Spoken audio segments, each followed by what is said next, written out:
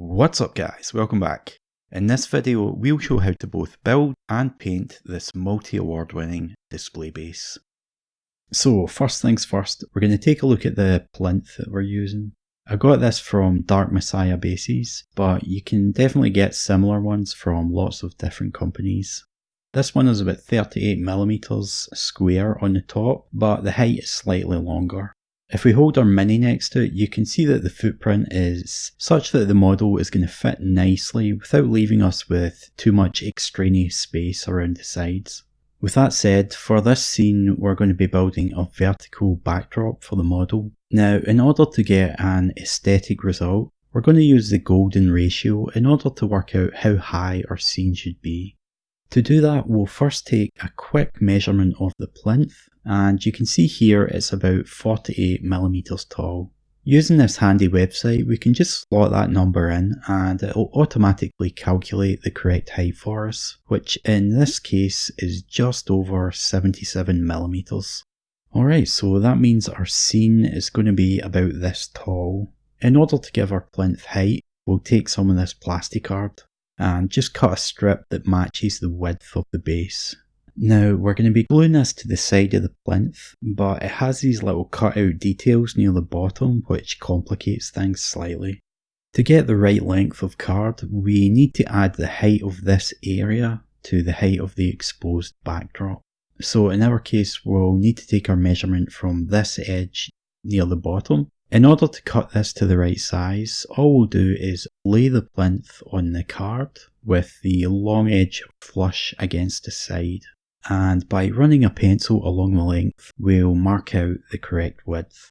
Using a ruler, we'll carefully extend that line to the length that we require. I'll just double check the measurement on the side. It's about 36mm, so we'll add that on. Of course, if you're skilled in basic arithmetic, you can just calculate that beforehand. Once you've done that, holding your ruler firmly against a line, score along it a couple of times with a sharp knife. You don't have to cut it all the way through, as it's pretty easy to simply snap the card along the cut line.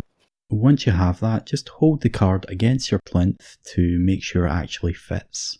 Assuming it's okay, you're probably going to be left with some unevenness along the sides, so use a bit of sandpaper to smooth those down.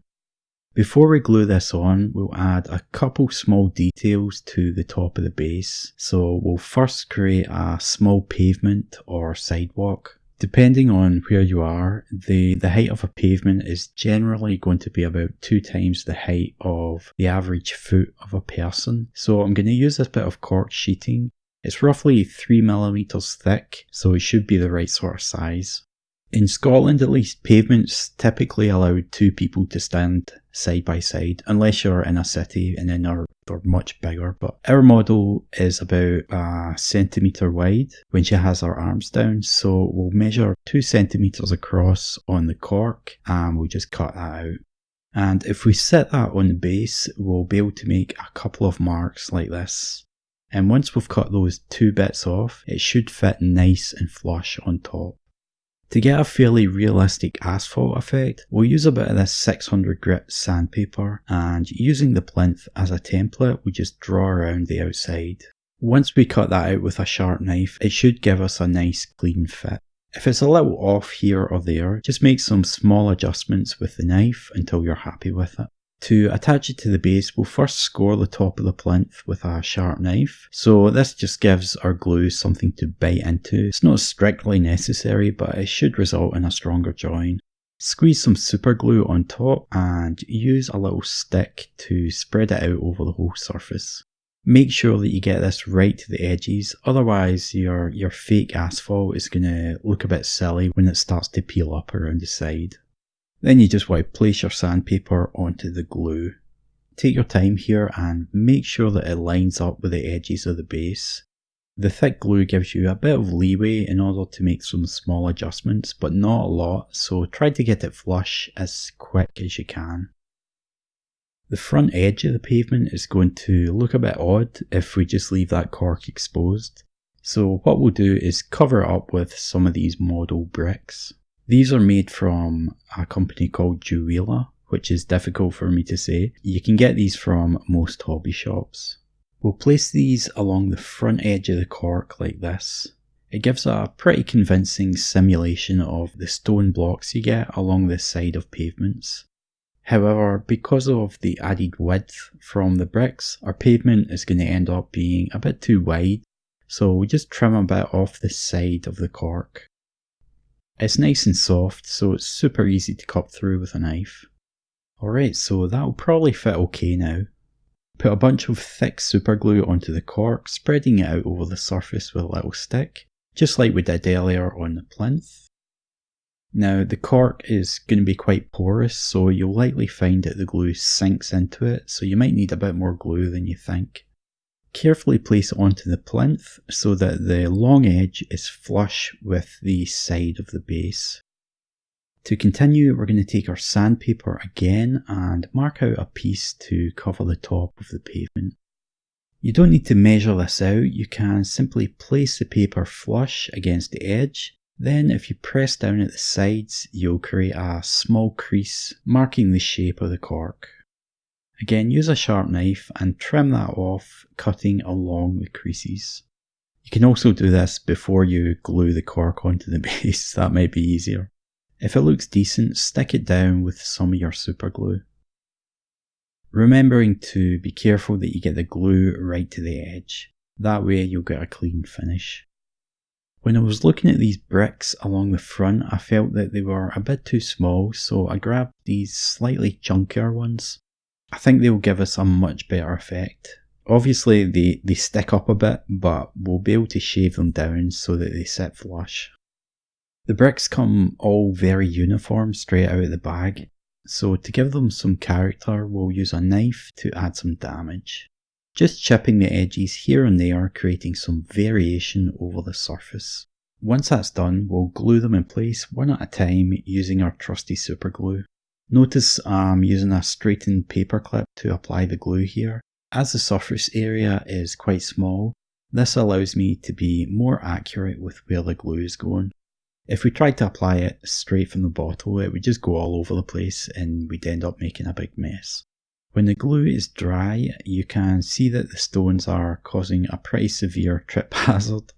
So to fix that, you can either use a bit of sandpaper and sand it down until it's the right height, or a quicker way is just to use a knife and simply cut the top off each brick. Using the knife in this way is a lot faster, but it's a bit more dangerous. Here you can see how that looks once they're cut down to size. It's a pretty cool effect. Now the idea of this base is that we want to have our figure looking as if she's bursting through a wall. So the next thing we need to do is cut a hole in the back plate. To do that, we're going to hold the card in place and using a pencil we'll mark a line where it meets the top of the plinth. Next, we're going to hold our figure against the card, keeping it fairly central and with the bottom of the feet touching that pencil mark. Then all we're going to do is draw a rough outline around the miniature. Originally, I thought it would be a good idea to make the whole an obvious outline of the model, but I think that might have been either a bit too cartoonish or a bit too difficult to execute. So I just made a rough outline, making it big enough for the model to get through. Using that rough shape as a guide, I'll use a sharp knife to score along the line. It's a bit tricky to cut this out actually. What I'll do is use my Dremel and just drill through it, and that should make it a bit easier to get my knife in there. I was getting a bit worried about slicing into my fingers here, so I grabbed some clippers and I just cut away some of the plastic from the middle. Once you've made a big enough hole, you can essentially sneak your fingers in, then by applying a bit of pressure you should be able to snap the plastic. Then you can use your knife just to cut out any of the smaller stubborn bits that are still there. The edge of the hole might be a bit ragged, but you can clean that up with a bit of sandpaper. Wrapping it around something like a sculpting tool might make it easier to attack the smaller areas. Alright, so now we've successfully created the hole, we can attach the backplate to the plinth. Start off by scoring this lower area with your knife, and the same on the back side of the base. Apply some thick superglue onto the plinth, again spreading it out over the whole surface, making sure that it goes right to the edges. Carefully press the card onto the plinth, keeping the edges of the card flush with the sides of the base. It's really important that you don't glue on squint, so just try and keep it nice and straight. Once you're sure it's on correctly, set it on the table like this to let the glue dry. Alright, so while that's drying, we're just going to grab some of these little model bricks. We're going to use these to build a wall, but first we need to do a little prep work. Using a sharp knife, we'll cut a bunch of them in half, so this is going to help us to create a realistic pattern when we're laying our bricks. Next, we'll take all of those and dump them onto a piece of sandpaper like this. Fold the paper over on top of your pile and firmly work the paper back and forth, essentially grinding the bricks together against the rough surface of the paper. This will create quite a lot of surface texture on the bricks, and all the little bumps and scrapes and stuff are going to give your wall a lot more of an interesting final effect. If you like, you can add some more obvious damage by using a sharp knife to chip small bits off the corner or sides. You don't need to do this for each one, but having a decent amount is going to give you a much better final result. Once you're happy with the textures, you can start to create the wall. So all we're doing here is placing a small amount of glue and then sticking a brick on top, as you would expect. But when you're doing this, you want to make sure that you have some of the glue on the plastic card as well as on the brick. Otherwise, your wall isn't actually going to be attached to the backing, and that will give you some stability issues later on. Now, when you're laying the bricks, you want every other row to start off with a half brick. That will make sure that you end up with a correct orientation, with each row being offset so that the edge of the bricks don't line up. When you get to the edge of the hole, use some pliers to snap a bit off the end of a brick. It's a good idea to experiment a little here and test fit the broken pieces to make sure that they sit well and that you're happy with the overall look. They are really fiddly to work with, so it's a good idea to use a pair of tweezers here, especially when you're dealing with the smaller broken pieces. If you're not happy with the way it looks, just grab another brick and try again. So I think this one looks better, so just stick that in place with some of the super glue. Again, notice I'm still using that paper clip to apply the glue. That gives me more control over where it's going, and it minimises the chances of getting big globs of it all over the front of the wall. When you stick your bricks down, try and keep the short side flush against the back plate. If they go on at a bit of an angle, that's going to have a compounding effect, and the angle will gradually increase as you add more layers, so you'll end up with weird warps in your wall. So much like building an actual wall, you want to try your best to keep things level as you add each brick. Alright, so our last layer started with a half brick, so this time we'll start with a whole one. Adding a bit of glue, then using the tweezers to press the brick in place, making sure the right end of the brick lines up with the layer underneath. Alright, then we'll add a bit more glue, and this time, as it's at the edge of the hole, we'll grab one of these broken pieces and just slot it into place. Again, making sure it's fairly level before moving on to the next layer. This is actually quite similar to applying layers when you're painting. Mistakes early on tend to morph into bigger errors later, so it's a good idea to take your time and make sure everything's right as you go along.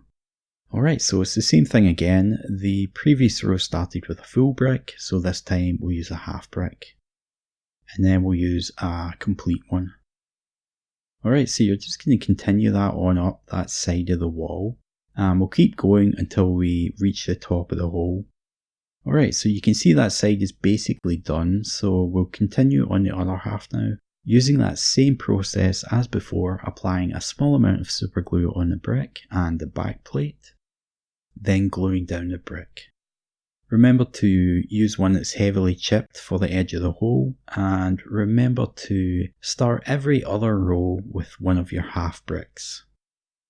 Once you've got to the top of that hole on both sides, you'll be left with a gap in the middle, and hopefully if you've made everything fairly level, the two halves should line up pretty well and you can just fill the empty space. Once you get to this stage, it's a good idea to get your ruler out and just measure from the top layer of your bricks to the top of the card on either side. That will let you check to see if one side is higher than the other. So in our case, the left side of the wall is a little taller, putting the bricks at a very slight slope. But we'll be able to correct this as we apply more layers. The idea is to simply add a bit more glue on the side that's lower and less on the side that's higher, and that will gradually correct the slope and bring you back to level, as the extra glue will essentially boost the height of the brick slightly. Not by much, but enough to make a difference over a few layers. It's really important not to rush these sorts of corrections, as if it's too abrupt, it will be very obvious to the eye. It's also really important that you correct this early, because if you ignore it, by the time you get to the top, the tilt will be so obvious that it's going to look like you're building an arch instead of a wall. As you add your layers, keep checking the height difference on each side of the wall. You want to try and keep it as even as you can. Once you get to the top, it should look something like this. You could leave it there if you wanted, but I think I'd like to add a bit more detail to it. So we'll take a bit of this milliput. Then after cutting equal pieces of the two sticks and thoroughly mixing them together, we'll set it aside for about 15 to 20 minutes just to let it thicken up slightly. In the meantime, if there's any bricks sticking out along the edges that you're not happy with, you can just take a pair of clippers and give them a bit of a haircut. Once the milliput is sat for a while, we'll pull off a small ball and just press it onto the surface of the bricks. Then with a wet sculpting tool, we'll gently spread the putty out, just pulling it over the surface to get a nice thin coverage. The putty should break fairly randomly as you stretch it, which is basically what you're looking for. The idea here is that we're trying to simulate old broken render that was once covering the bricks. If you like, you can just wet one of your fingers and use that to smoosh it down a bit. Just be careful that you don't make this too thick or it'll end up looking quite odd when you come to paint it. Keep using your sculpting tool to alter the shape until you're happy with how it looks. Alright, so you're just going to keep repeating that process, pushing small balls of milliput into the bricks, then using your sculpting tool to stretch them out over the surface. Try to alter the size of the patches, making some big and some small. So I got this idea of using milliput as fake render from an old Ben Comet spacing video. I think it's a pretty cool effect and it's not difficult to do. You might get some pangs of regret as you're covering up all your glorious brickwork, but just try to swallow that down. You'll still have lots of the brick showing through underneath and it's going to save you from going insane from having to paint all these bricks. Plus it will give you a way more interesting final result, so I think it's worth doing. I think we'll put some bits around the side as well. Technically there shouldn't be any here as we're essentially simulating a small cross section of a larger wall. So this part would actually be continuing outwards beyond our scene. But when you're looking at it in hand, I don't think you're really thinking about that too much. I think it gives a cooler look to have it on the sides, but it's really down to personal preference. To give these a bit of texture, we're going to use an old toothbrush and gently press it into the putty, leaving lots of little marks on the surface. Work your way over each patch and try to vary the intensity of the pressure you use. That will make some of your marks quite light and others fairly heavy. Just be careful that you brace the back of the wall with your hand when you do this, so that you don't accidentally snap the whole thing off the base, as that would be a disaster. Then, in order to create some variation to the marks, we're going to use a bit of this scouring pad, and we'll just do the same thing, pressing it against the milliput to leave some random marks on the surface. As we already have the milliput, we'll just use it to cover these bits of cork along the sides of the pavement. So just take some of the putty and press it into the cork using your sculpting tool to try and get it fairly flat. You'll be able to sand this down once it's cured, so it doesn't need to be perfect, but the closer you can get it now, the less sanding you'll have to do later. Now we're going to have an obvious line here where the back plate is being glued on. We also have a few holes on the surface just from casting imperfections. So to fix that, all we'll do is just fill them in with some of the thick super glue. Running the glue along those seams at the side, then adding a small amount into those holes on the surface. Once that's dry, we can simply smooth the sides down with a bit of sanding paper. You can wrap the paper around a ruler or a block of wood. That'll make it easier to keep a flat surface. Once you've cleaned off the dust, it should be smooth to the touch. So our scene right now is pretty cool, but it's a bit empty, so we'll start to add some extra details. First, we'll put some kind of drain pipe on the side of the wall. Now for that, we're going to use this cotton bud or Q-tip if you're American. The handle of the cotton bud is actually going to be about the right sort of size for a drain pipe, but we'll have to take the cotton off it before we can use it. So for that, all you do is just pull it off with your fingers. But you're going to have to make sure that you get it all off, or you'll end up with a hairy drain pipe and questions are going to get asked. Once you have all that off, you want to test out where you're going to put it. So I think over here on the left hand side is probably going to work the best. You don't want to just glue it straight to the wall though. If you look at actual drain pipes, or just pipes in general, they usually sit slightly proud of the wall via some kind of fixing, so we'll try to simulate that. Measuring the width of the pipe, we see it's roughly 2mm across, so we'll take our trusty plastic card and measuring 2mm from the edge, we'll make a couple of marks with a pencil. Then we'll just align the ruler up along those 2 marks, cutting along that line with a sharp knife. When you're dealing with these thin strips of card, it's quite difficult to snap them off with just your fingers, but with a set of long nose pliers we can gently bend the card until it snaps along our score line. Then you can clean up the edges with a bit of sandpaper. Make a few marks along the edge of the strip 1mm apart. Then, using a sharp knife, cut across the width of the strip using those marks as a guide. That will give you a few of these small blocks of plastic. The idea here is that we want our pipe to be able to sit on top of these. So what we'll do is use our knife to roughly carve out a small concave indentation into the long, thin side of the blocks.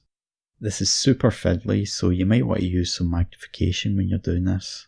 Next, I'll take another cotton bud, around which we'll wrap a bit of sandpaper. Then we'll use that to sand down the indentation, and this is going to help us get a better fit. These are going to be mostly covered, so it doesn't have to be perfect, but the more snugly the pipe fits, the easier it will be to glue all together.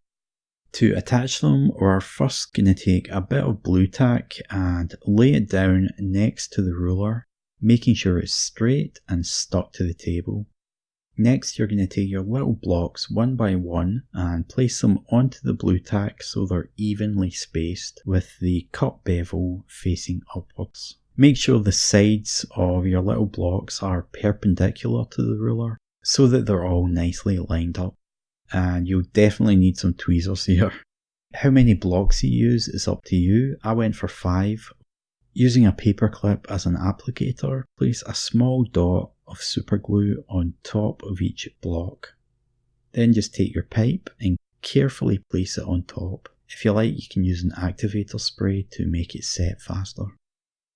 Prise it free from the blue tack and give it a quick check just to make sure that everything looks okay. Now when we place it up against the wall, you can see that we'll get a much more realistic effect as the pipe is essentially going to be raised off the surface. However, I don't like that it just sort of ends at the top. We could add a gutter, but I don't really like that idea. as that implies that that's the top of the building, and I don't think it's really tall enough for that. So I think we'll have it coming out of some sort of a box. You can either have a look through your bits box and try to find something suitable, or if you're like me and your bits box is just full of rubbish that you'll likely never use, you can just make your own. This doesn't need to be very big, so we'll find a straight side on our plastic card and measure 1 centimetre from the edge, marking it with a pencil, and again on the other end. Then we'll line those 2 marks up with our ruler and just cut out a strip with a sharp knife.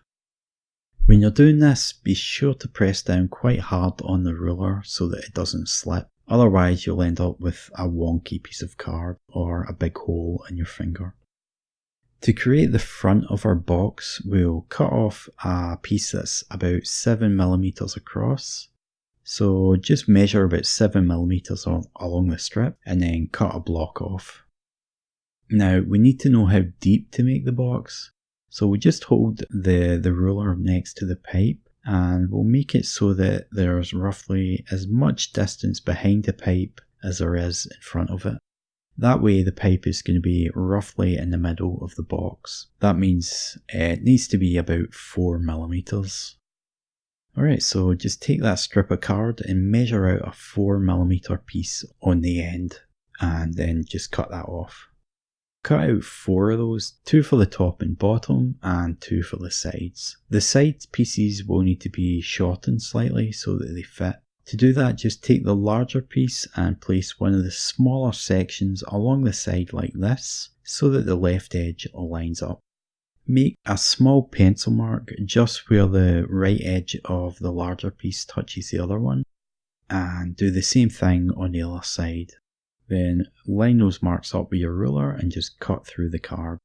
Snap the piece off and you have one of your side plates. So you need to do that again so that you have 2. Once you have all your bits ready, just clean up the edges of the card with some sandpaper just to get rid of any roughness that's left over from the cutting. To put this together, we'll take some super glue and apply it to the long edge of our larger piece. Then carefully attach the smaller section on top like this so that it sits at a right angle and flush along the edge. And we'll do the same thing on the other side. Applying a little glue, then carefully placing our card on top. Try not to stick it to your thumb in the process. The side panels will slide in here, but we won't have them flush with the edge, we'll make them slightly indented. The box is pretty simple, so this small addition will give it more of a structural detail, and that will add some interest when we come to paint it, as we'll have more edges to work with. Spread some super glue onto the inside of the box and just slide the panel into place, like this. And the same on the other side. To get rid of these join marks on the front, we'll apply some super glue on top, just running it along the attachment point, and I'll use some activator spray just to speed up the drying time. With some sandpaper we can smooth the glue down, and that's going to give us a seamless front panel. Using glue like this is a lot easier and faster than messing about with milliput. You can see these side panel sections jut out slightly. The original idea was to gouge 2 slots into the wall and then press these into the holes in order to get like a stronger attachment, but I decided that would be a bit too much hassle and I just cut those off to make it flush. The whole structure, including the pipe, is extremely light, so we don't really need to bother about like pinning anything. Then you can sand it down to even things out. So I managed to break a bit off while sanding, but it's not a problem, we can just glue it back in place. Alright, so to attach this to our pipe, we'll first lay them down on a table and check to see where we want to place it. So I think having it slightly off to the side would look more interesting than if we had it bang in the middle. So we'll go with that. First, we'll make a guide hole with a sharp knife. So notice I'm trying to hit the midpoint between the top and bottom of the panel. Once we have that, we can place a small drill bit against the guide mark and just drill a hole through the card. Then, grabbing a larger bit, about the same width as our pipe. We'll drill again, making the hole big enough that we'll be able to slot our pipe through it like this. And that'll attach to the wall somewhere around here. Alright, so now that we have that, we'll need to create a little drain on the ground to catch whatever's coming out of the pipe. For that, we're going to use these etched brass drain covers that I got from a hobby store. You can see there's various different designs, so we'll just grab one of the more common ones. All we do is just cut it out with a knife. So I think this looks pretty cool, but it's going to be too big for our needs, so I'll grab a slightly smaller one. It's a little tricky to move it around on the sandpaper, it kind of gets stuck on the texture. But yeah, I think that will work much better. So once we're sure that we have the drain in the right spot, all we'll do is hold it in place and carefully trace around the outline with a pencil. Then using our knife, we'll cut through the sandpaper using those pencil marks as a guide.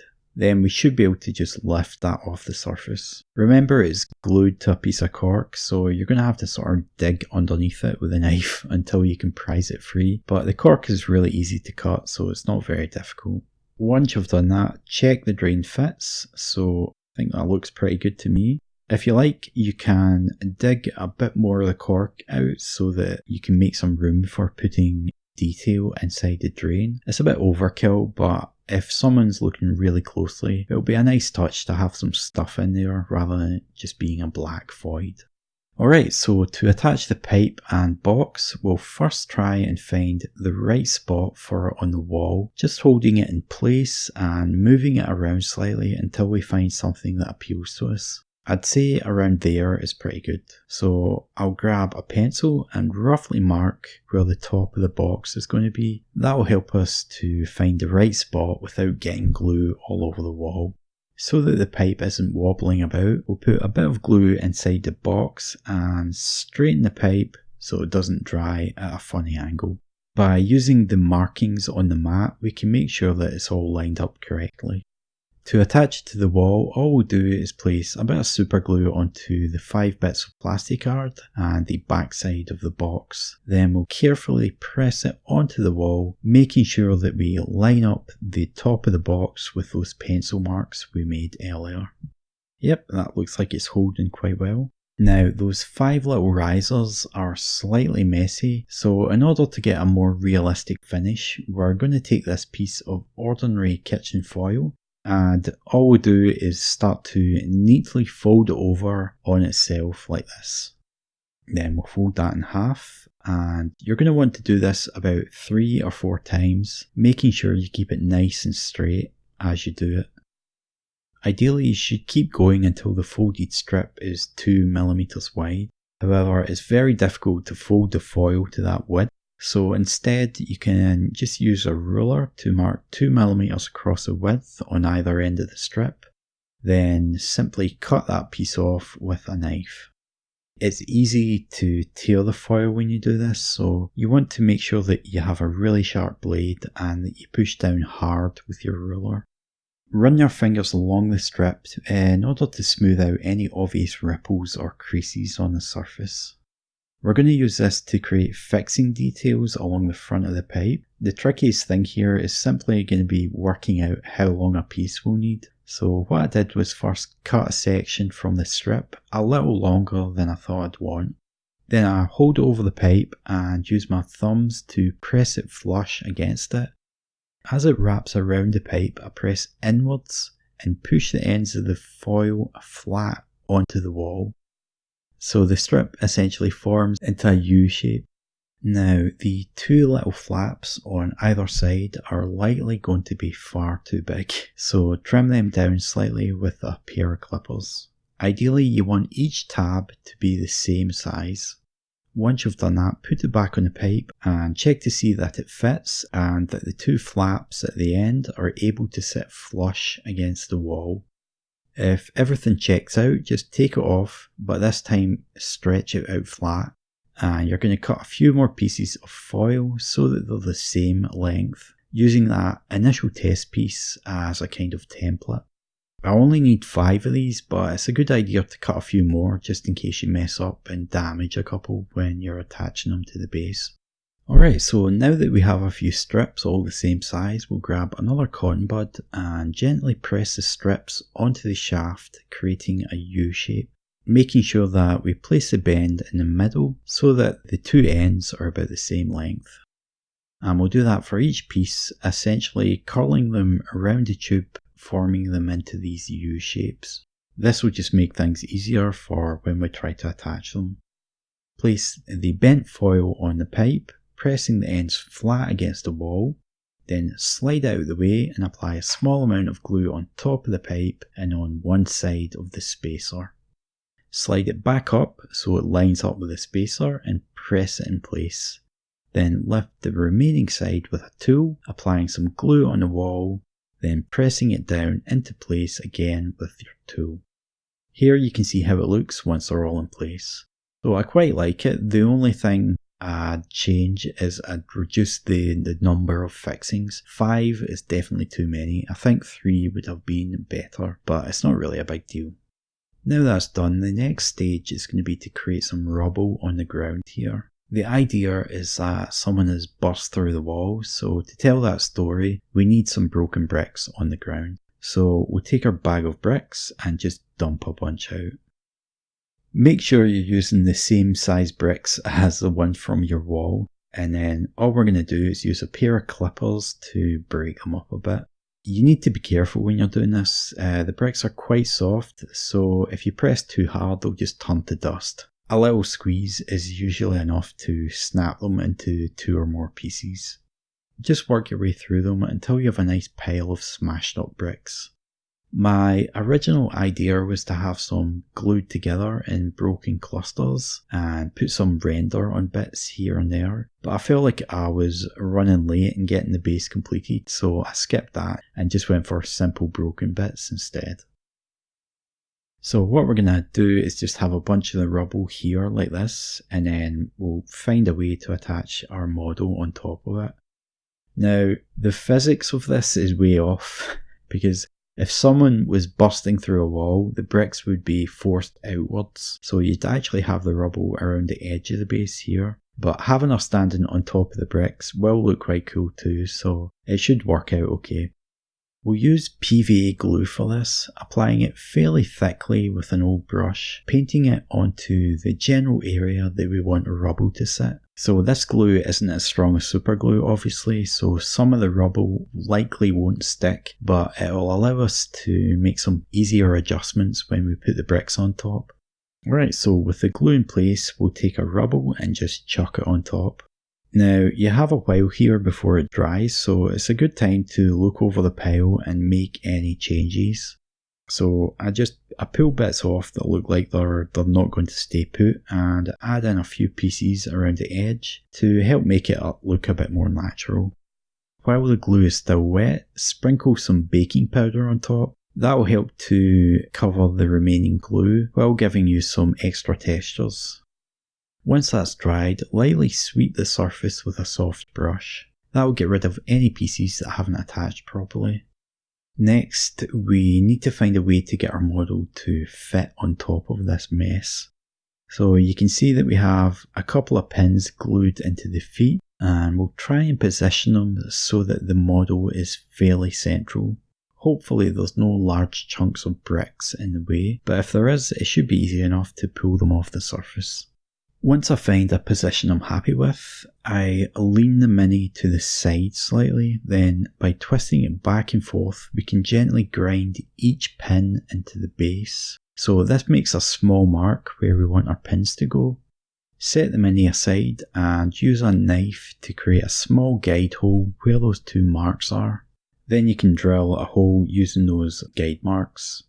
And you want to use a drill bit that's about the same width as the pins on your model. And I usually try to make these about 1 centimetre deep. That'll give me a pretty decent secure attachment. Trim the pins down with a pair of clippers and slot it into the 2 holes. You shouldn't need to force it. If it doesn't slot in easy, just use your drill bit to make the hole a bit bigger and try again. So you can see that fits fairly well. The feet sticking out over the curb looks a bit silly, but we should be able to fix that by simply slotting a couple broken bricks under our shoes. Alright, so let's have a go at that now. I think we'll try this one here. Maybe we can have it like this.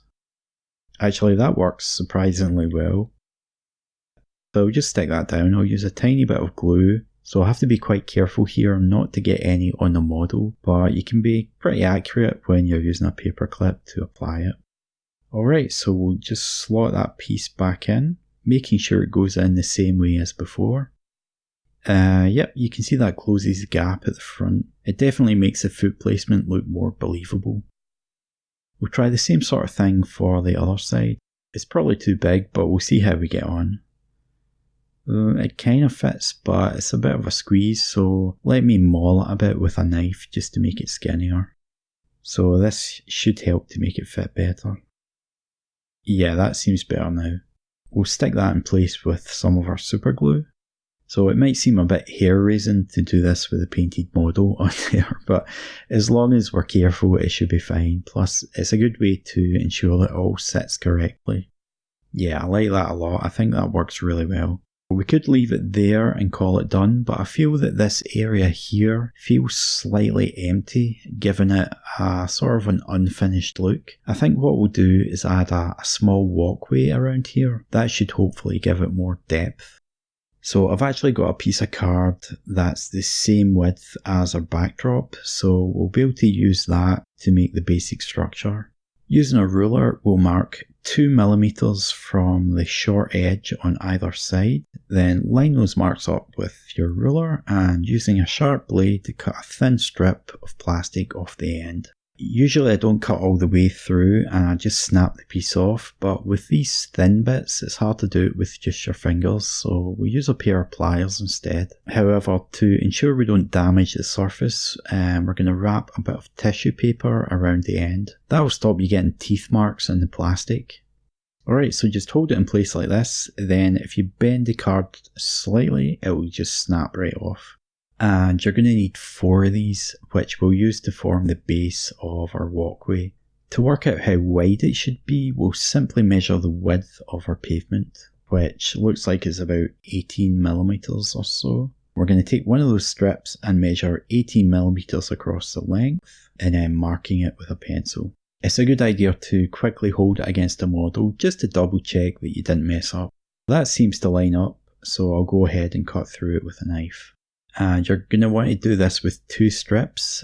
These are going to form the end pieces of our platform. Again, just use some sandpaper to clean up the cut edges so that things are nice and flat. And when you're gluing these bits together, use the lines of your cutting mat to ensure that you get a right angle. If you don't have a cutting mat, you can use the corner of a steel ruler like this. Alright, so once those are all stuck together, it should look something like this. When this is finished, we'll be able to attach it to the base around here somewhere. Again, you can use some sandpaper to clean up any excess glue. Now, in order to add some detail to this, we're going to be using some of this brass rod. And we'll use this to simulate some kind of structural support rods. Now, I attached these in a bit of a stupid way. What I did was I held the rod across the width of the platform and using a pair of clippers to cut it to the same size. Then I wedged it between the 2 long pieces just to check it was the right width. Once I was happy with the fit, I cut another 2 pieces, making them the same size, wedging them between the 2 long pieces, making them roughly equally spaced. Then when I had them in the right spot, I just dropped a blob of glue in the spots where the rod met the plastic. So this actually holds them in place quite well, but the logistics of it is terrible. I think a better way would have been to drill 3 equally spaced holes into the side of one of the long pieces, feeding the rod through the hole where you could then glue it in place, finally using a pair of clippers to snip the end off. Anyway, now those are secured, we'll grab this piece of etched brass that I got from Secret Weapon. It's a tight lattice design that I've used a couple of times for making fences, but it will work well here too. If you Google etched brass, you'll find quite a lot of this stuff in various places. It's really pretty useful. So just place your platform over the brass and use that as a template. Now it's pretty tricky to cut through this, so we'll just lightly draw the knife along the edge. Then that will give us a mark on the surface that we can use to line up with our ruler so that we can cut it out properly. You need to push down pretty hard, but if you brace the back of the blade with your index finger, it will reduce the chances of it snapping. So once you've cut that out, we're not going to glue it on just yet, as we have a bit of a logistics problem to overcome. The issue is our platform needs to attach to the wall, but there's a pipe in the way. So to fix that, what we're going to do is hold the platform so the sides line up with the sides of the wall, and just make a pencil mark on the plastic where the pipe is. Then we'll make a single cut here where our mark is, and we'll try to make the cut as clean as we can. Now, if we're careful, we should be able to gently pry open the left side of the platform, making that gap large enough so that we can hook it behind the pipe like so. Alright, so now we're going to be able to attach it to the wall without too much of an issue. Now the pipe is going to be in the way for the grid as well, so we'll need to do the same sort of thing again, holding the brass up to the wall and just make a mark with our knife where the pipe would be. Then if we cut that piece out like so, it should fit okay. Yeah, that looks like it's going to work out just fine. So our walkway doesn't look too pristine, we'll add a few bends into the wire, just pushing it about with our fingers. Then if you like, you can add some cuts here and there with a knife or some clippers and then bend those up slightly. Place that on top of your platform and just see where it's actually touching. So this part at the corner is going to be mostly free, so we'll mark that area with our pencil. And then you're going to want to take some super glue and run it over the top edge of the plastic. Just being careful not to hit that marked area. And also you don't want to accidentally glue the opening shut either. Press the brass on top, making sure it lines up nicely. And there we have our neat little platform. Now, to work out where to place this on the wall, we're actually going to use the golden ratio again. This time we're going to plug in the height of our wall into the calculator, and that will give us the ideal spot to hang our walkway. Alright, so just measure that distance from the top of the wall and make a pencil mark across the width. Luckily, we can just follow the natural line of the bricks, making this pretty easy to draw.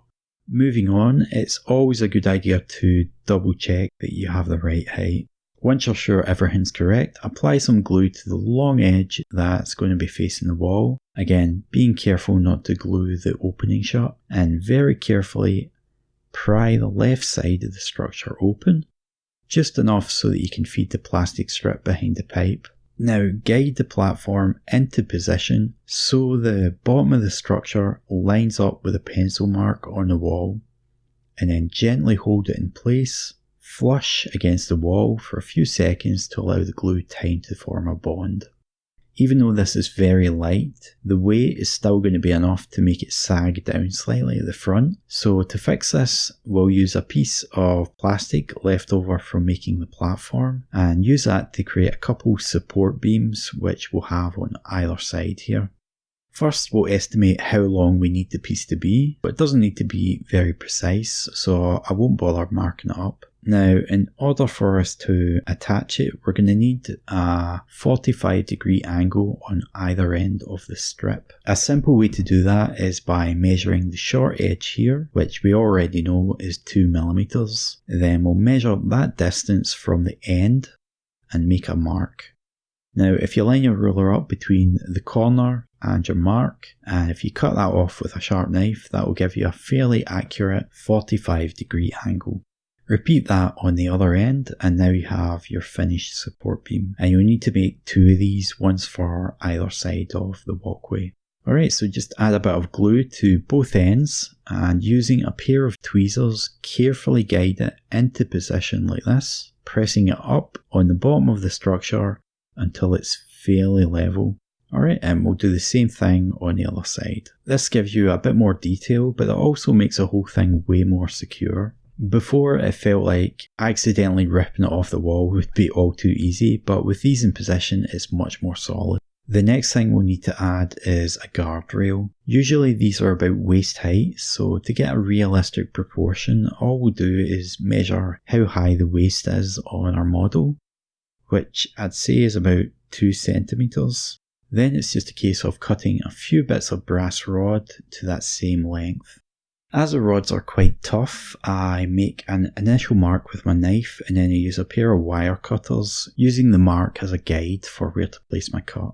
We'll also need another bit of the plastic strip we cut for the platform base, and what we'll do is just cut this to the length of the walkway, and this is going to form our banister. To continue, we'll take our knife and use it to make 3 holes running along the centre of the strip, 1 in the middle and 1 near each end. Using a drill bit the same width as your brass rod, make 3 holes following the guide marks that you just created. Add a little glue to the end of your rod and insert it into one of the holes, making sure it stays straight and it doesn't lean off at a funny angle. And then just repeat that for the other 2. Alright, so this is going to fit here at the front of our walkway, giving us a small handrail. To attach that, we'll add a little glue on the end of one of the rods. Now, we'll carefully hold the whole thing in place until that piece is bonded. And then you're going to apply some more glue on the other 2 pieces, sticking them down one at a time. So you could try to do this all at once, but it's quite fiddly to hold in place without getting your fingers stuck to it. So I find it's much easier to do it one piece at a time.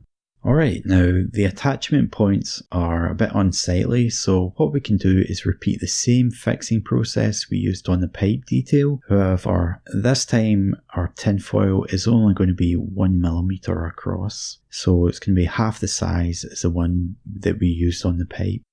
The process for attaching these is going to be much the same. The only real difference is that it's going to be a bit fiddlier, so you'll probably need a set of tweezers.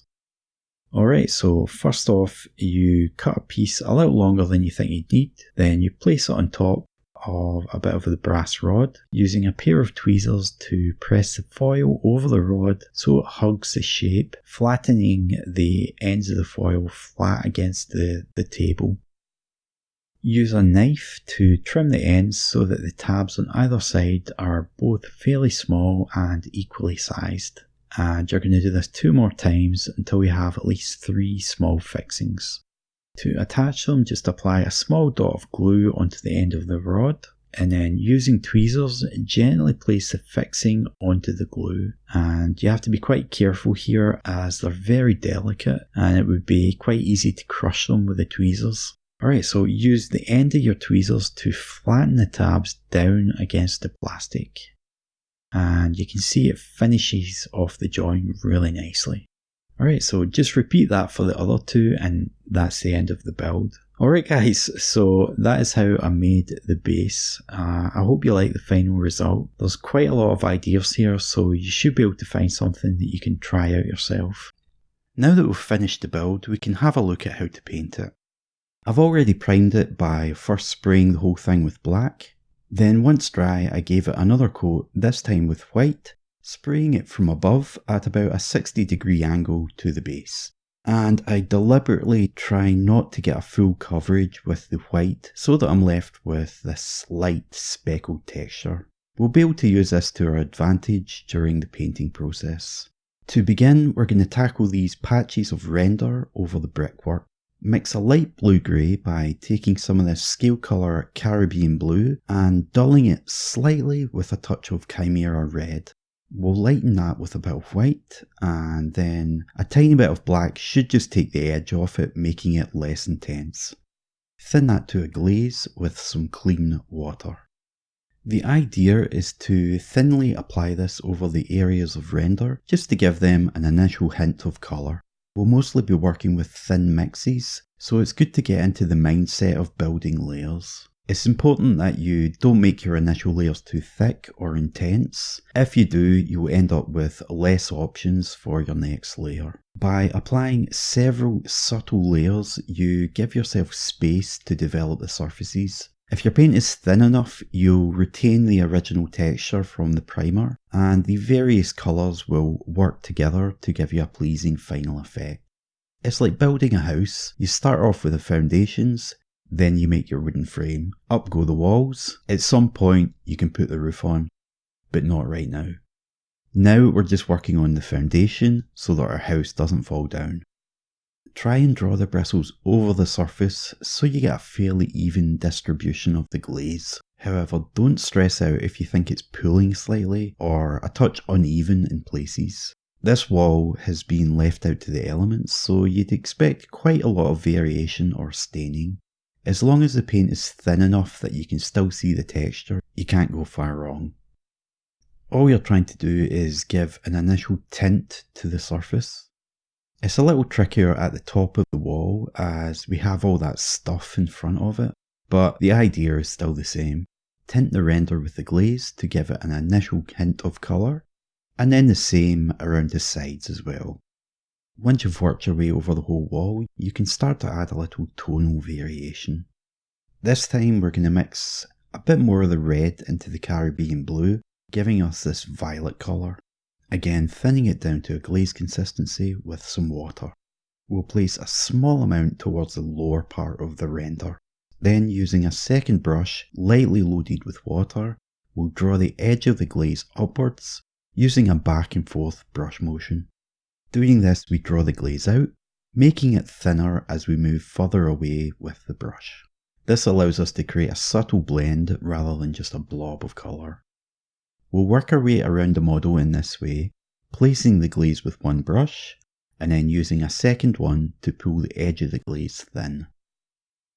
Notice that our initial colour was quite a cold grey, so adding a bit more red is going to warm it up, and that will give us some nice temperature contrast. This might appear like it's going to be too dark, but remember, because everything else surrounding it is essentially white, it's going to make it look darker than it actually is. You'll see once we paint the bricks in that the overall look of the render will change quite a bit. I'm trying to make this layer work as a bit of a shadow tone, so I'm looking for spots where there's an undulation or slight overhang in the render. Adding the glaze to the recessed areas will help to give a bit more definition so it doesn't look like a totally flat, even surface. For that reason, I'll put slightly more here under the walkway, as that part would be more in shadow, so you'd expect it to be darker. Same idea on the top part. Notice we just place the glaze where we want it, then using a second brush, we pull the trailing edge out over the surface. If you've ever seen someone painting with watercolours, this kind of technique is used quite extensively. Technically, it's not that hard to do. The difficult bit is just knowing when to stop so that you don't make it too dark. If you're ever in doubt about that, the best thing to do is stop and just work on the surrounding elements and then come back and reevaluate the situation. You can always make things darker with this technique, but it's really difficult if you want to go the other way, making them brighter. So it's best to err on the side of caution. Once I've worked my way around the rest of the base, I'll start on painting the brickwork. For that, we're going to take a bit of this secret weapon red rust, and we'll add a small touch of chimera red. That'll make the red tones slightly more obvious. Again, thinning it down to a glaze with some water. We'll use the glaze to tint each brick, applying it over the surface so you'll lightly coat them. It's important that you don't make them all the same, so in order to build up variation, apply more layers to some of the bricks, and that way you'll have ones that are fairly light and others that are quite dark. Also, if you can make the coverage of the paint uneven across the bricks, you'll get a much more natural effect. So you could draw the glaze more towards one side or towards the middle of a brick, maybe towards the top or bottom edge. Try to change it up so that they're not uniform. I find it easier to achieve this effect if you paint one at a time. It is tempting to just glaze over everything with a big brush as if you were using a wash, but then you get quite a samey look, and I think the quality would be a much lower value. So it is really worth just taking your time here. This is basically the same way we painted the bricks on the base for Puck. The only real difference is the colour we're using is a lot more realistic. Alright, so just take your time and try not to rush the finish. You'll get a better effect if you try and build up the colour over a few passes. That way you have time to build up some variation. Typically on my first layer, I only really give the brick a basic tint of colour.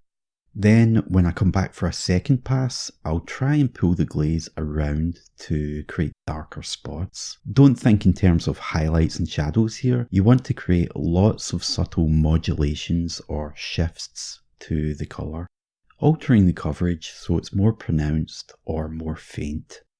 The more random you can make it, the better effect you'll end up with.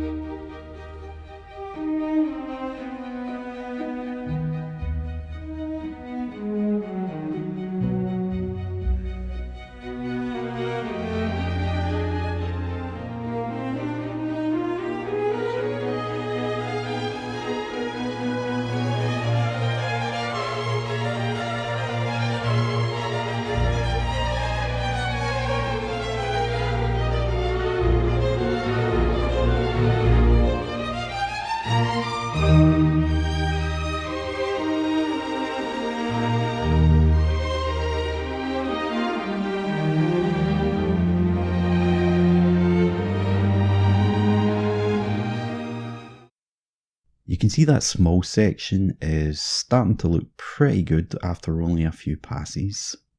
So we're going to continue that same idea on the other side, just using the glaze to first tint the surface and then using it to build natural variation into the coverage.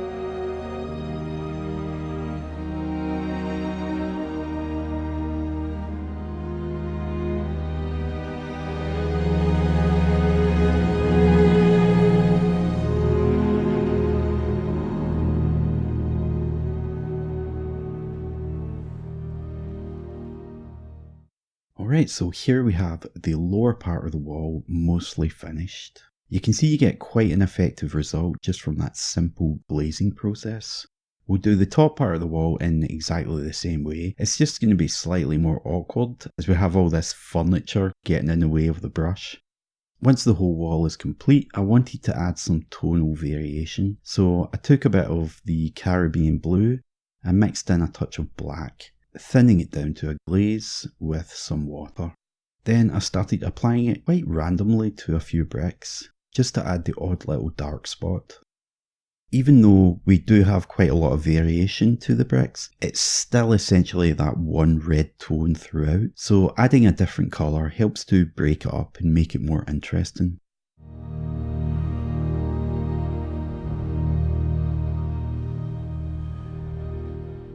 We can also take some of the red rust on its own and do the same sort of thing, adding small little spots of the colour randomly to a few bricks just here and there to add some subtle contrast to the colours. I think we'll leave that for now. I'm pretty happy with the overall look. Next, we're going to paint the small walkway, which you'll see doesn't go to plan, but we'll look at how I corrected the mistakes, which hopefully should be quite instructive. I started off by taking some of this Secret Weapon Old Rust, a desaturated purple tone, and using a little water we thinned it down to a heavy glaze or wash consistency. I used that to coat the whole of the walkway, trying my best to get quite an uneven distribution of the paint so that we'd end up with a fairly patchy finish. Originally, the idea was to create a rust effect and then put some patches of paint over the top to make it look like the paint was flaking off, exposing all the rusty metal parts. You'll see that that doesn't quite go to plan in just a minute. This grid section is a little tricky to paint. The glaze gets caught in the holes, and if you just leave it, you can get some really weird drying issues. So I just take another brush and lightly dab at it. This pops the bubbles and it makes sure that you get a decent finish. Next, I took some Secret Weapon Orange Rust, and using water we thinned it down to a heavy glaze or wash consistency. Then we essentially repeated the first step, laying down an uneven layer of the orange on top of the purple. You can do this over a couple of layers until you're happy with the effect. You can see that I've already added the first layer. Unfortunately, the camera cut out for that bit, but you can see that it gives quite a decent rusty appearance. And I did the same thing for the grid, painting on some of the glaze and then using a second brush to dab at the surface to pop the little bubbles. I tried to do that in small patches so that I have time to get rid of the bubbles before the paint starts to dry. Next, I took a bit of this ripped sponge and using a pair of tweezers I dabbed it into some black. I started pressing the sponge onto the rim of the walkway, and this is where I made a mistake. The texture on the sponge that I was using is actually too fine for the kind of effect I was trying to create. You end up with a lot of tiny dots around the edge of your paint, but really you want more of a random effect without so many dots. I tried to persevere with it, thinking that I'd be able to make it work, but this was really just an act of futility, fueled by self-delusion, desperation, and a side order of hubris. Sheer fucking hubris. Also, I think the black isn't the greatest choice here. It creates quite a harsh break line between the upper and lower sections. I tried to come back in with my brush to save it, but I only succeeded in making it look worse. So then I thought, okay, screw it, I'll just paint the whole rim black, thinking that I could add some rust effects over the top. And I used the orange rust glaze and placed it over the areas where there's a lot of surface textures. It kinda worked okay, but again, I really wasn't happy with the harshness of the black. It just didn't sit well.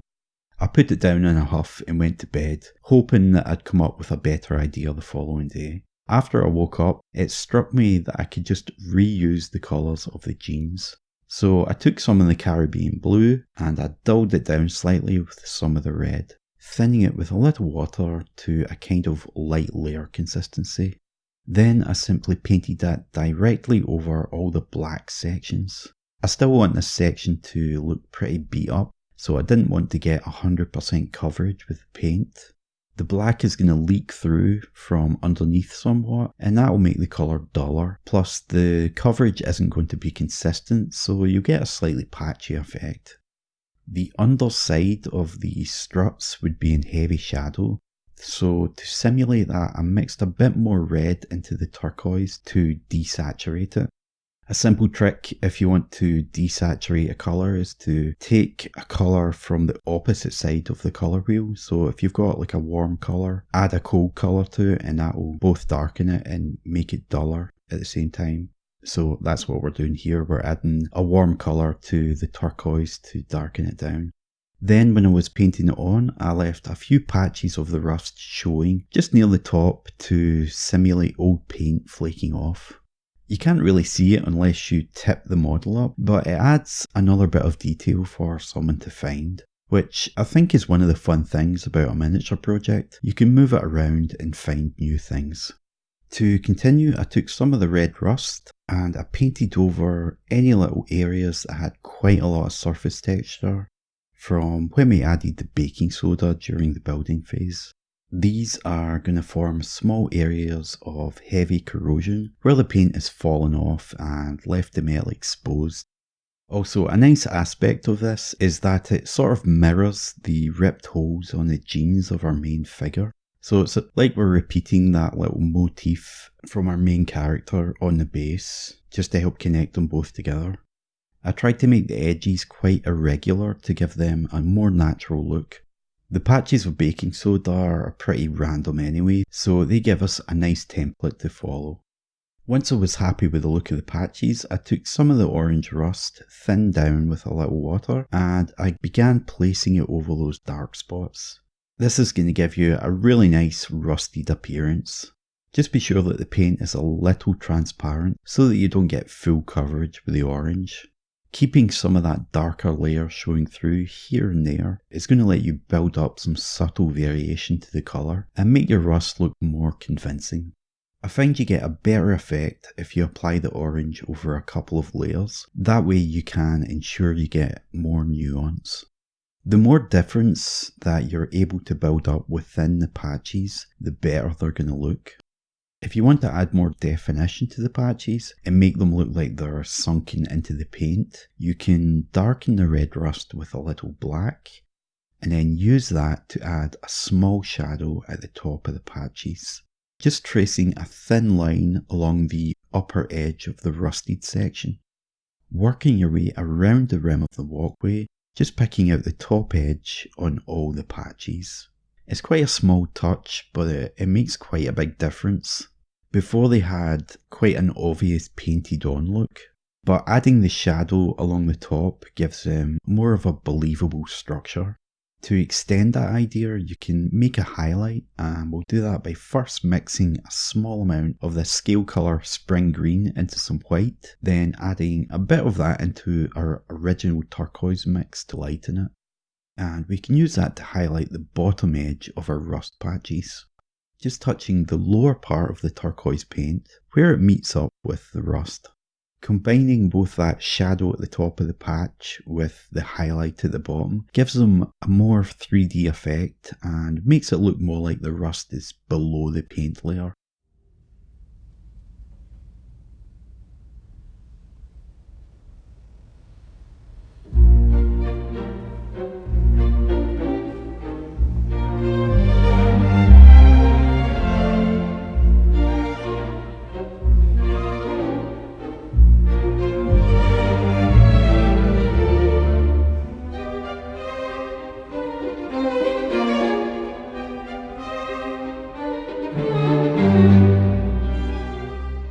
To finish things off, we can add some discoloration to the turquoise to give it a more dirty appearance. And we'll do that quite simply by adding a bit more water to our orange rust, thinning it down more to a medium to thin glaze consistency.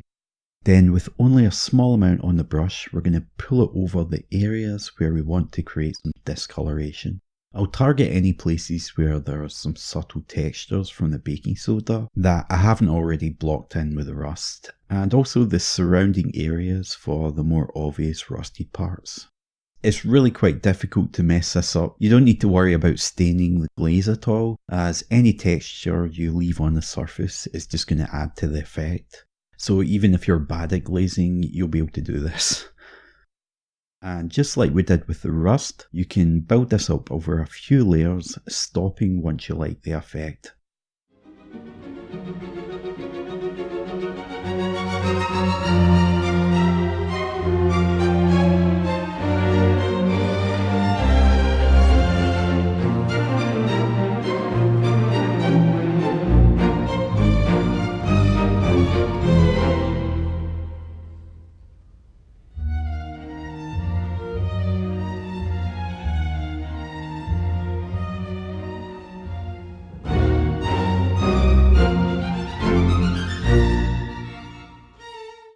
Using that same light turquoise that we mixed earlier when we were highlighting the holes in the paint, we can add a final touch with a small edge highlight along the upper part of the walkway platform just here. Much like we've done throughout the paint job, I'm going to try not to make this too uniform, so I'll try to vary the intensity of the highlight along the edge by changing the pressure on the brush slightly as I move it along the edge. And also going back for another pass, picking out little bits here and there to create some variation. That way we ensure it's not going to be a solid single line of colour, which should give us a more interesting result. So I think that's ended up looking a lot better than my first attempt with the black, so I'm happy to move on now. The next thing we'll look at is the pipe and the little utility box. And we'll start that by taking a bit of this Chimera red, thinning it down to a glaze with some water. The idea here is to glaze the back of the pipe with the red, and we are going to be washing over the top of this later with green. So as red and green are complementary to each other, when you combine them you're going to get a very dark colour. So the purpose of this is both to form a shadow and also create some textures. I'm not being very careful with how I apply the glaze, so that it will go on with some patchiness and random blotches. It will look a bit odd when you're doing it, but once we apply the wash over the top, it's going to make a lot more sense. It's a good way to build some initial textures. You can always use a second brush to pull the glaze off the surface if it goes into areas that you weren't intending. I'll also add some of that under these little attachment bracket thingies, and that's going to create a really strong shadow later on. And we'll do the other side of the pipe as well. Again, putting the glaze on fairly thick and using a second brush to clean up any spots where we're not happy with it. Same idea for the box, just using the red glaze to create some initial shadows and a bit of texture. To continue, load up on this Vallejo dark green wash and paint that quite liberally over the whole pipe, as well as all the little attachment doohickeys. This wash tends to go on quite dark, but it dries much lighter, so we'll ladle it on pretty thickly. Later we can apply another layer or two just to darken it down. I considered doing something different for the box, but I realised I was overthinking and eventually decided to just wash it with the green as well. To add some interest, I took some of the Secret Weapon red rust and I started painting small streaks of grime and random blotches of colour. What you can do is place a little bit of the colour under the bracket and then with a second brush, draw the paint straight down, creating a small line. The paint is going to get thinner as you pull the brush down, and that creates a subtle fade towards the bottom edge. When you're painting this kind of thing, it's a good idea to think about the logic behind what you're doing. Dirt and rust would collect behind the brackets, and then rain would make it slide down the pipe, creating these vertical streaks of grime. As usual, it's good to think about creating contrast while you're doing this. Try to develop variation into everything that you do so that you don't create noticeable patterns. If all your lines are the same length, same intensity, and positioned uniformly, it will give you a jarring, unnatural feel. change things up, have some short, some long, and dot them around the pipe. Try to avoid repetition and instead embrace variation. I'll also put a bit of the red rust into the middle of the brackets here. They have a slight indentation in the middle, so putting a darker colour here will help to accentuate that shape.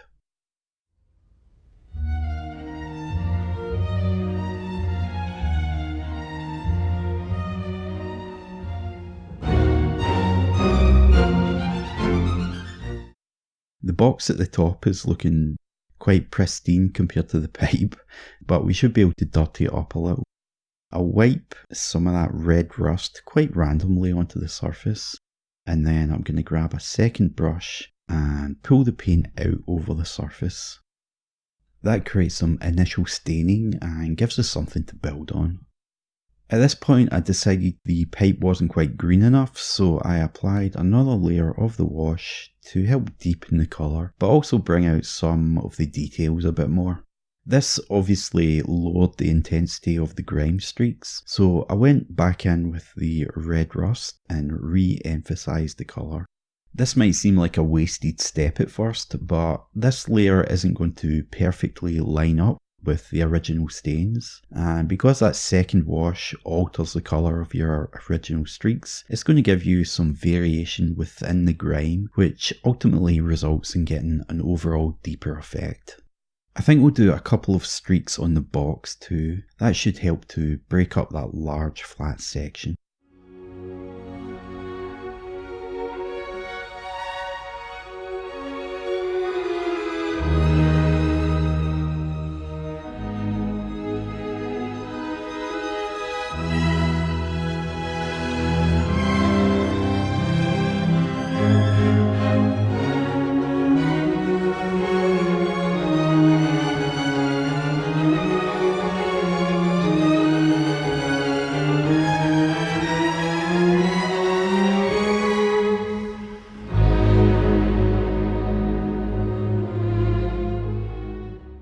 There's a bit of texture here at the top that hasn't had any paint yet, so I'll use some of the red rust, applying it just like a wash, and that'll give it some colour.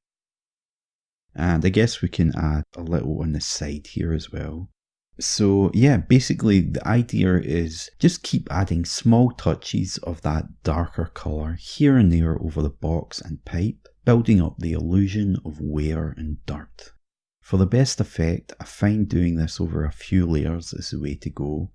Your layers are all going to be quite simple, but by stacking them one on top of the other, over time those layers are going to combine, letting you develop quite a complex result.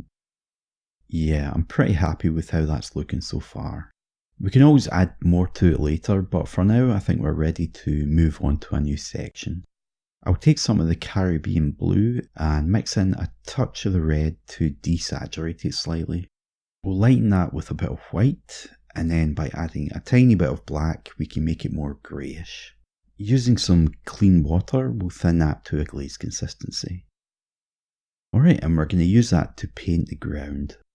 Placing the glaze down, utilising the brush to pull it thinly over the surface so we get a light change in the colour.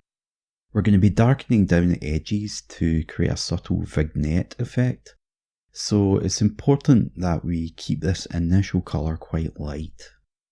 That will give us enough space to build a dark contrast around the outer edges. I'm trying to avoid hitting any of the brickwork, but if we do touch the odd one here and there, it's not the end of the world, as once the bricks are painted, it's just going to end up looking like some sort of colour variation. You should hopefully see that we're following the same basic idea for each section, starting light and subtle and then building on that with each layer. I'll just continue placing the glaze in any exposed part of the ground, not forgetting this bit around the back. If you ever feel that your glaze has gone on too thickly, you can use a second brush to stretch it thin over the surface. Just place the bristles into the glaze and draw the brush around. Part of the liquid will be sucked back into the hairs and you'll be able to pull it more evenly over the section you're working on. I think I'm going to apply a second layer as the colour is still a bit too subtle. This time we'll pull the glaze outwards towards the edges of the base. That'll make the colour more obvious around the outside, but it will also make the middle of the base appear brighter. It actually looks super blue right now, but that's because you're seeing this in isolation. Once we put some more colours on, that will reduce quite dramatically. Next, we'll take some of the red rust, making sure it's a fairly thin glaze consistency. With this darker colour, we're going to focus our attention on the outer edges of the base, starting in one corner and pulling the glaze towards the perimeter. Then while that's still wet, I'm going to quickly grab a second slightly damp brush and using a back and forth motion, we'll pull the trailing rim of the glaze in the opposite direction. And I'm trying to use an even pressure with the brush as I do this. So you don't want to push down with the bristles, you just want to have it almost floating on the surface and just move the brush back and forth as you're drawing the glaze across the base. If you start to push down with the brush, what's going to happen is the liquid inside the bristles is going to be forced out onto the surface. That will give you some problems, so really try and focus in on getting an even pressure with the brush, as that's going to help you solve a lot of issues. We'll continue that on the other side. Again, first placing the glaze, pulling it towards the edge like this. Then using our second brush to draw the glaze out towards the middle. Still using that back and forth brush motion. And you can see the way that that harsh line disappears, just leaving you with a nice fade. I'll repeat that same idea on the front two corners. Notice the way the glaze is pulling at the corner. You don't want that, so if you gently draw the brush through the puddle, you'll see it gets drawn back up into the bristles, and that will leave you with more of a light coating.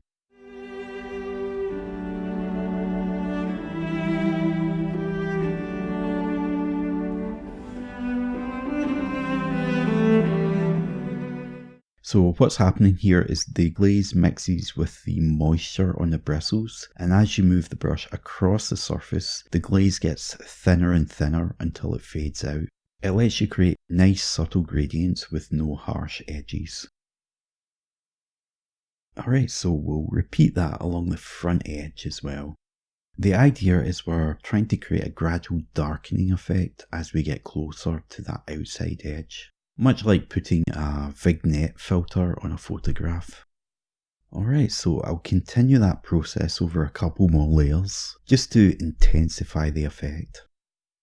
We'll be adding more to this later, so I'm not trying to get it to full intensity just yet.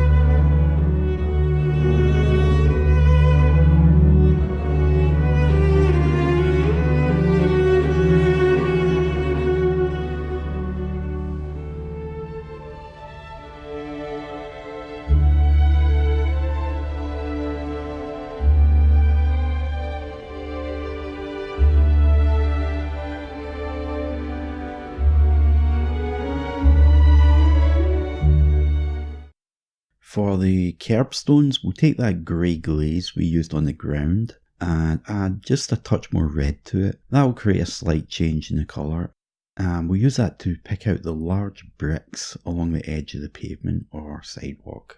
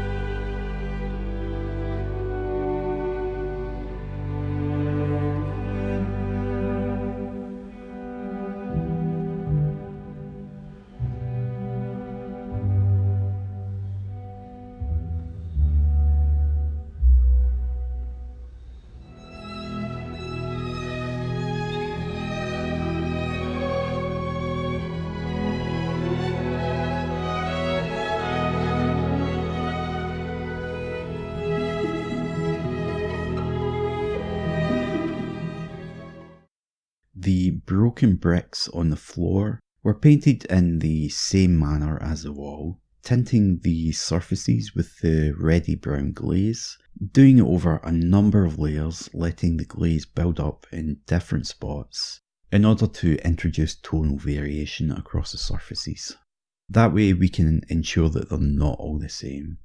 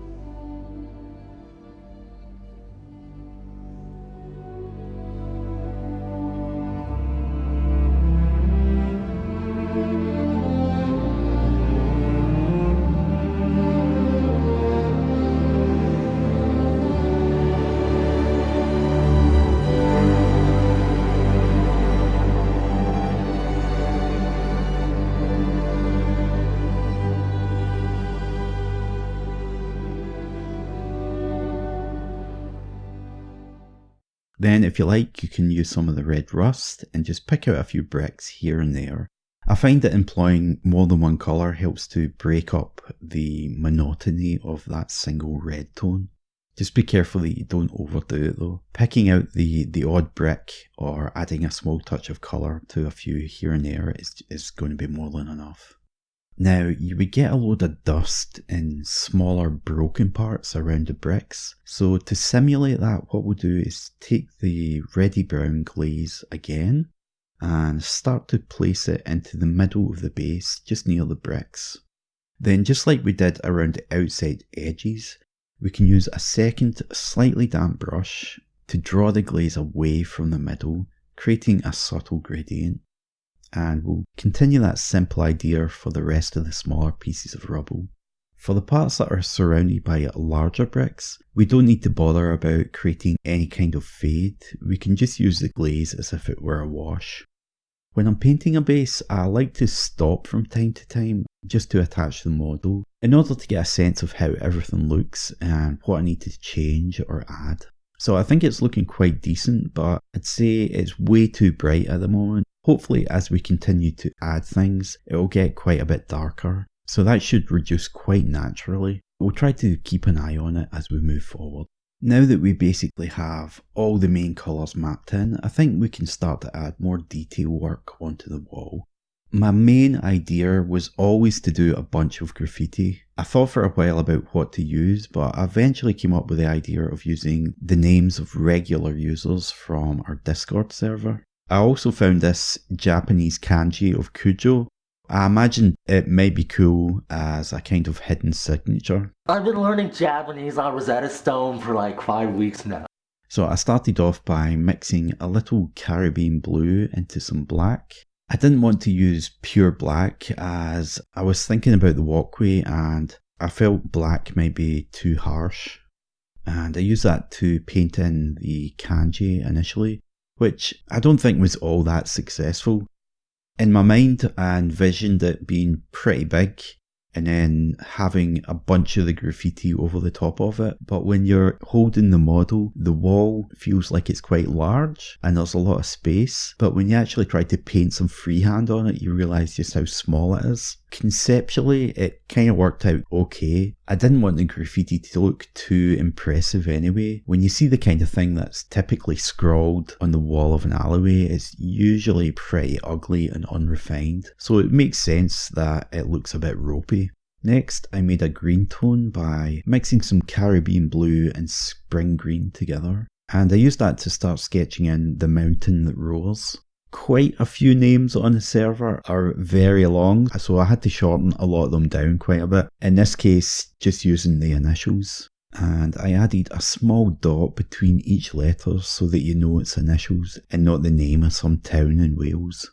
Initially, I was going to plan out where to put everything with Photoshop, but I scrapped that idea as I thought just winging it would make it easier to capture the randomness of graffiti that you'd typically find in an alleyway.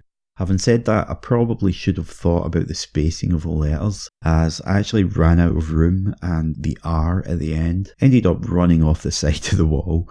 But it doesn't really matter. It's meant to be a cross section of the alley, so you would expect some of the graffiti to just disappear off the side as if it had been cut off. It might be a bit tricky to see this right now, but I'll give it an outline later and that will help to make it stand out. Next, I made a dark red by mixing some of the red rust with the Chimera red, and I used that to sketch in Diddy's name. When I'm painting these on, I'm using the brush much like I would when writing with a pen. I'm just a bit more careful as I know that it will be a lot harder to correct than simply scribbling it out. It's a really good idea to have a wet brush handy, just in case you do make a blunder. You can use a brush to flood the area with water, and that will help to keep it wet long enough for you to wipe it back off. Next, I mixed a little black into some of the red rust, making it darker.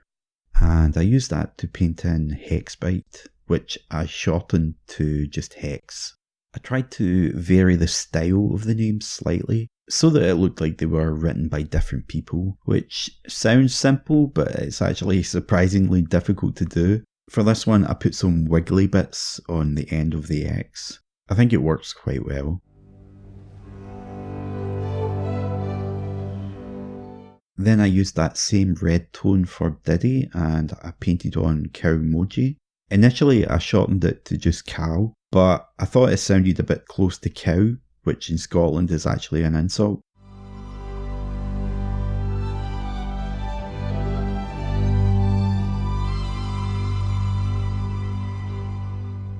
So after I wrote Nubin with some of that darker red that's masquerading as black, I went back in with the brighter red tone and filled in the rest of Cowmoji's name. So much like the mountain that roars, the last letter sort of falls off the edge of the wall, but we're not worried about that. When thinking about how to place the names, imagining people bending down with their spray can. So they're not going to go on all straight and uniform, they'll be sort of all over the place and some might be overlapping. I tried to simulate that by changing the angle from time to time. I'm also spacing the colours out so that there's no obvious pattern to it. Remy's hiding up here under the gangway with a desaturated turquoise. I didn't want it to be just all names, so every now and then I included a small design like this star using the brighter green tone. Pete's chilling out down here with some secret weapon red rust. I stuck Coop up here near the top with some of the pseudo black that we made from the black and the red. And of course I turned the two O's into a pair of boobs because Coop. It seemed the proper way. So I think you get the general idea. I just kept adding names using mixes of the paints from our palette, trying to make them look fairly random. For the ones that are quite hard to see, I used a very dark red to add a simple outline. For this one, I picked out the lower edges of the letters to try and create a slight 3D effect. I do my best not to press down with a brush, and that way I keep the tip of the brush quite sharp, which gives us a lot more control. For the smaller names, I outlined each letter, taking my time to trace along the outside of each one.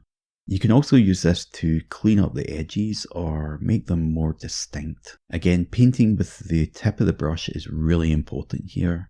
I think the only one that was a bit tricky was Chalwa.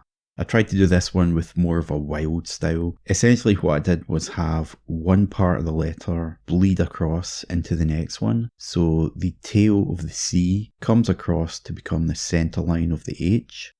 And the side of the H forms the left side of the 4, which then morphs into the L and W. Once that was sketched in, I came back with a dark red and outlined them. These letters were skinnier and had a lot more flow than the others, so outlining was much harder to do neatly, but the principles of using a light touch and painting with the tip are pretty much all the same, it just requires more accuracy. So as far as I can tell, it seems to be looking pretty decent right now.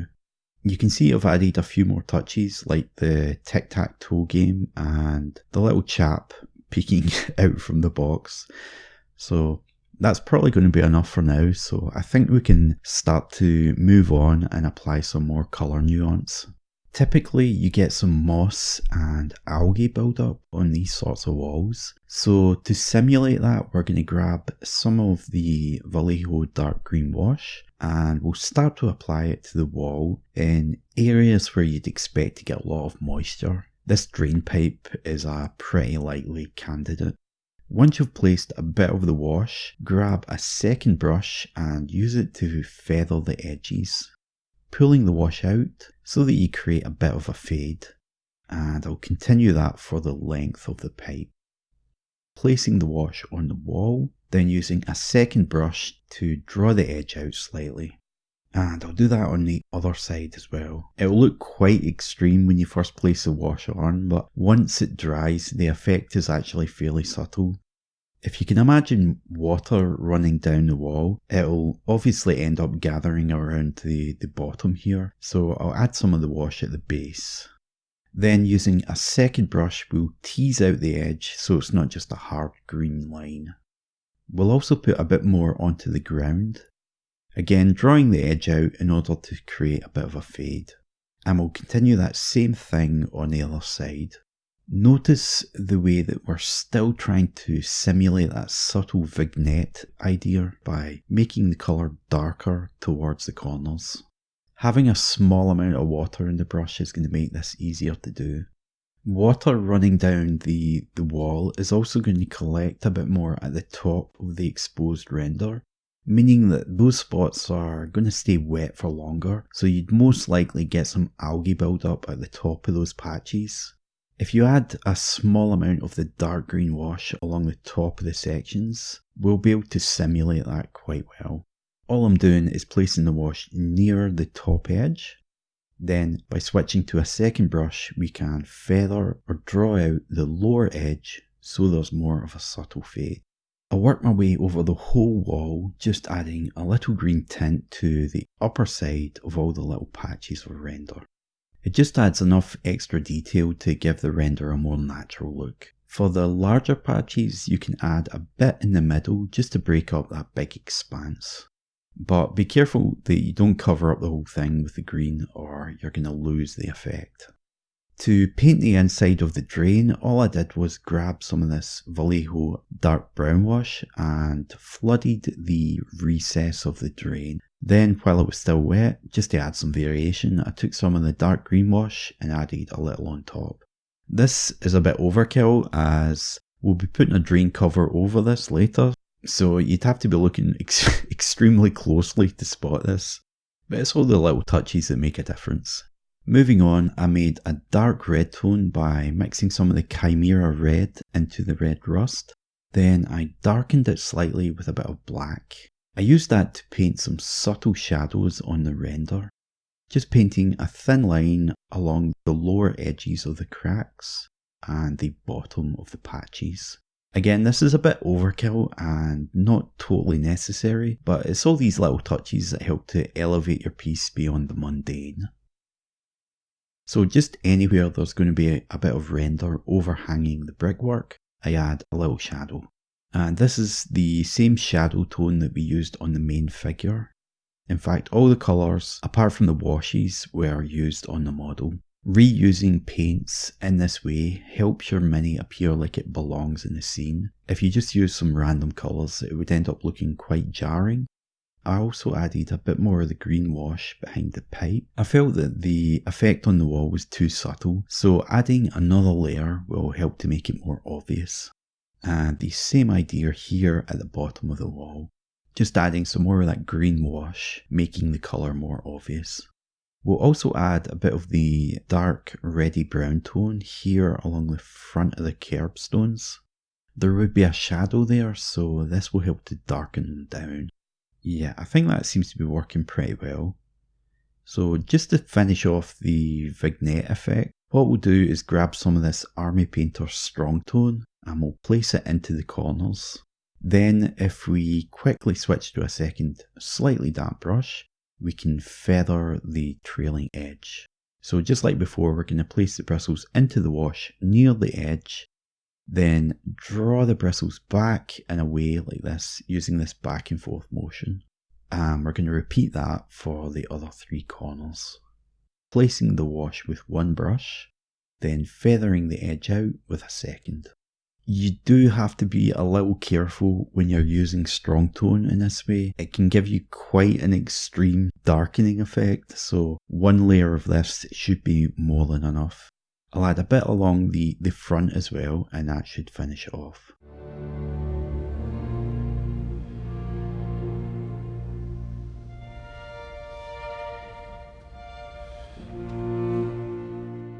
Yeah, that seems to be working really well now.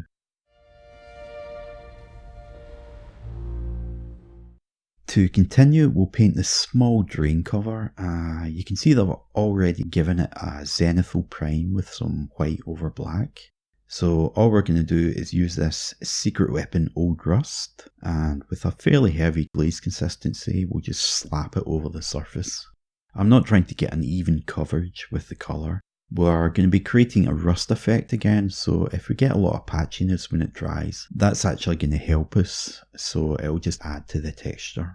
Next, we'll take some Secret Weapon Orange Rust, and again with a fairly heavy glaze consistency, we'll slap it around over the drain cover, allowing the paint to build up fairly randomly on the surface. We'll let that dry and then apply another layer of the orange. And you can see that it gives us a really effective rust effect for very little effort. To attach it, I'm going to use a paper clip to apply a few dots of super glue around the edges of the inner lip of the drain. Then I'll carefully fit the cover in place and gently press it into position with my brush handle or a pair of tweezers. And yeah, I think that looks pretty good. Now the painting is pretty much finished, so we can begin adding some more natural elements. We'll start with these moss tufts from Mini Nature. I have a few different colours, but I find these lighter ones are easier to work with, as you only need to partially paint them to get them to blend in. All we're going to do is use a pair of tweezers to pick up a small piece of the moss, dip it into some glue, and then gently press it into place. I'm trying to stick it anywhere I'd expect to find moisture buildup, so around the back of the drain pipe is quite an obvious spot.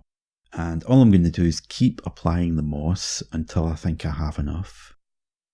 So it's good to vary the size of the tufts. That will help you get a more natural finish. I'll put some around the drain as well. Obviously you'd get a lot of moisture there, so you'd expect to see the odd bits of moss. Next, we're going to use these grass tufts to simulate small weeds. This is slightly too big, but we can just cut it in half with a sharp knife, and maybe we'll place that here at the base of the wall. I think it's important to realise that you don't have to use these straight out of the package. You can cut them and pull them about, and you don't have to use them just as is. You can mess about with them so that you change the shape. That way you get more variation and it ends up looking more natural. I think something like this with it pressed into the corner would work great. Alright, so I'll just dip that in a bit of glue and then press it into place with the tweezers. Whenever you're placing tufts, make sure that they don't lift up around the edges. It's important that you make sure that they're fully attached. If you end up with a gap between the tuft and the base, it can end up looking really naff. So don't be afraid to give it a good prod with a stick, and if you do find a stubborn edge that isn't lying flush, add a bit more glue and press it back down into place. In order to create some variation, we'll also add a tuft or two in amongst the mossy bits. Adding more than one kind of natural element in the same spot helps to give a more lifelike appearance. I think I'll stick one here behind the pipe, and maybe another one up here growing up through the mesh of the walkway. Yeah, that seems to work. Next, we're going to take some of this Herba Verde from Diorama Presepe, and I'm going to dip the end into a little thick super glue, and then with a bit of luck we should be able to feed that through one of the gaps in the grill of the drain, so it looks like it's growing up through the drain.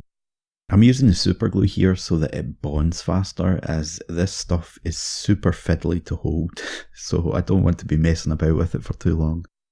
Oh, I'm very happy with the placement of that. I think it works great. We'll take another bit of that stuff, and a little smaller this time, and we'll put it over here somewhere. Maybe if we have it poking out from the tuft. Yeah, that'll probably work. That just hides the attachment point better. I'll just poke the end into some super glue and then slide it into position. Yeah, that looks really good. To continue, we're going to make some simple ground scatter. So this is just some mixed herbs, and this one is an autumn leaf scatter that you can get from most hobby shops. The flakes for both of them are way too big for our scene, so we'll just grind them down slightly by rubbing the bits together between our fingers, and that's just going to break them up into smaller pieces. And I'll mix those two colours together so there's a bit of variation. Usually you get a bunch of random detritus collecting around the edge of a curb. So to simulate that, we'll take a pinch of our scatter and just drop a little onto that area. If you don't like how it looks, just wipe or tap the bits off and then try again with another pinch. I use a brush to help me get rid of any stragglers that I don't like the look of.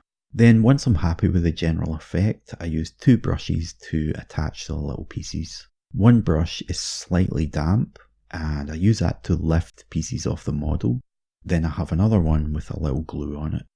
And all I do is place the glue where the piece was, then use the other brush to press it back into the glue.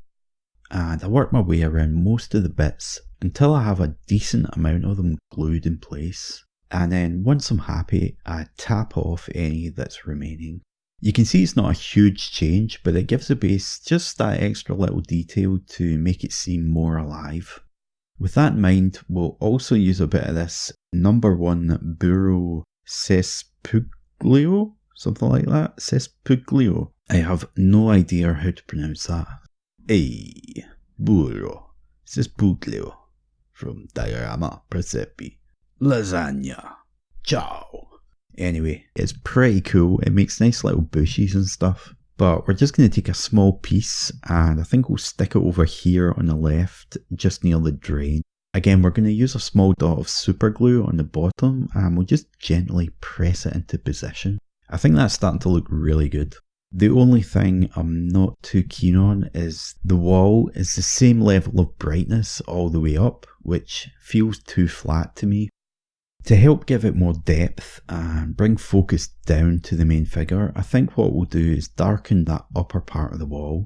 For that, we're going to add a bit of red to some of this red rust, and then darken it down slightly with some black. Then we'll turn that into a glaze with a little water, and much like we did on the pavement area, all we'll do is pull the glaze up into one of the corners like this. Then using a second slightly damp brush, we'll use that back and forth motion to draw the trailing edge down and away, feathering out that lower part of the glaze. Doing that same sort of thing on the other side. First pulling the glaze over the wall towards that upper corner, and then feathering out the lower edge with a second brush. And we're going to repeat that over a number of layers until we create a subtle fade effect. You'll also need to glaze along the top and sides of the walls so that they get dark as well. After a few layers, you can see that that upper part of the wall is a lot darker. It doesn't really come across that well on camera, but in real life it's a bit more obvious and dramatic. In order to give the moss more of a realistic look, I used that same dark reddy brown glaze and started to place it onto the bottom part of the tufts. Then using a second wet brush, I teased the glaze out, just placing the brush onto the tuft and pulling the liquid upwards through the tuft. Once that dries, you'll get a more natural effect as the moss will have a bit of extra colour to it and also that same subtle shadow tone that we've used throughout the piece. I worked my way around all the natural elements, doing basically the same thing, adding that dark brown tone over the top and using a second brush to spread it around a bit. You don't need to totally paint your tufts, but adding just a little bit of paint helps them sit better in the scene and makes them feel more like they belong there. Looking at it with the model in place, I think now that we've darkened that top of the wall down, this railing looks way too bright in comparison, so I think we'll need to make that darker as well. That should be pretty easy. We'll just add a small touch of black to the red rust to make it darker, and we'll paint that over the railing. It doesn't matter if we get full coverage or not. Again, when you're painting rust, patchiness is actually going to help you. Then we'll take some of the orange rust with a heavyish glaze consistency and we'll just randomly splodge it on top.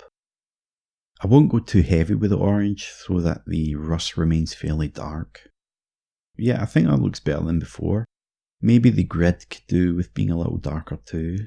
I think I'll just wash that with some of the Army Painter Strong Tone to knock it back a bit.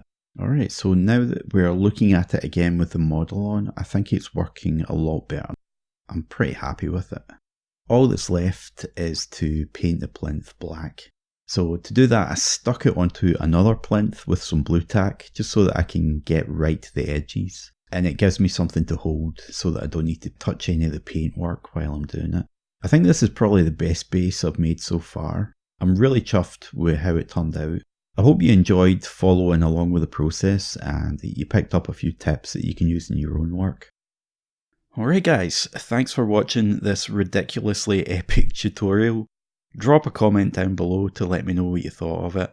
And until next time, don't forget to choose life, paint minis.